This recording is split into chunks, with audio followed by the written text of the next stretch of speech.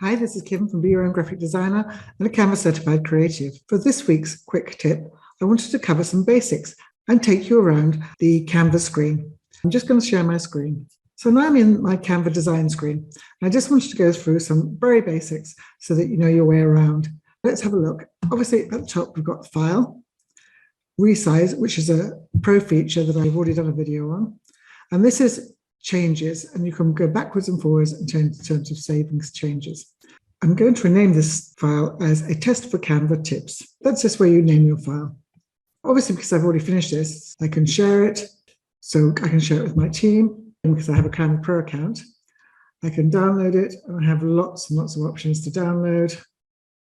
So it is just a straightforward Instagram post size. So I can have a PNG, a JPEG, PDF, PDF quality, SVG, which is a new Pro option, which is very useful if you're actually designing logos, MP4 video, and a GIF or GIF, however you pronounce it. When you open up your design screen, you're in with the templates, and you'll have ones recently used, ones I've been playing with, and other ones that they could suggest that could be quite useful. And what they also do is put some for you ones. So let's go through elements. As you can see, you've got lots of elements listed up top where you could just scroll through. But in this top area, I've got the recently used ones, and you can see the ones I used to create this image. Then there's all the lines and shapes that you can use. Fantastic. Loads of graphics.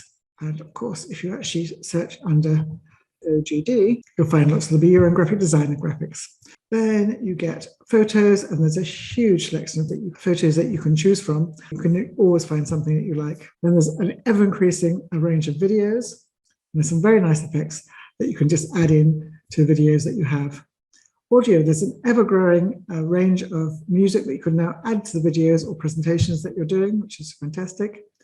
Charts, lots of different charts that you can use, pie charts, graphs. Tables, which I did a video on recently because they're a new introduction. Frames, these are fantastic. If you want to put a photo within that, it just adapts the size once you put your image over. Grids are also very useful to make your designs more interesting. So that takes you through all the elements. Obviously, then you can upload, so you can upload your own media. There's some ones that I've done recently. Styles is also a fun one to use, where you can change the color palettes. Put in a brand kit for Be Your Own Graphic Designer, and I will cover brand kits in another video. You can see lots of suggested color palettes. There's some lovely colors mixed together that you might not automatically think of. It's really useful sometimes just to look at these color palettes for some inspiration. Some suggested font combinations of fonts that really work well together. And then if you go down the side, you can see all your designs. So you can see all the recent designs. And then you have all your folders. And I have a lot of folders. And down here, there is the More button. And the More button takes you to additional functionality that you can use, such as QR codes, drawing. I will do videos that shows you how to use all these. There are lots of choices within there. There's an enormous amount of flexibility within Canva now. I just thought it would be worthwhile going through on a very basic level, just on what the design screen has.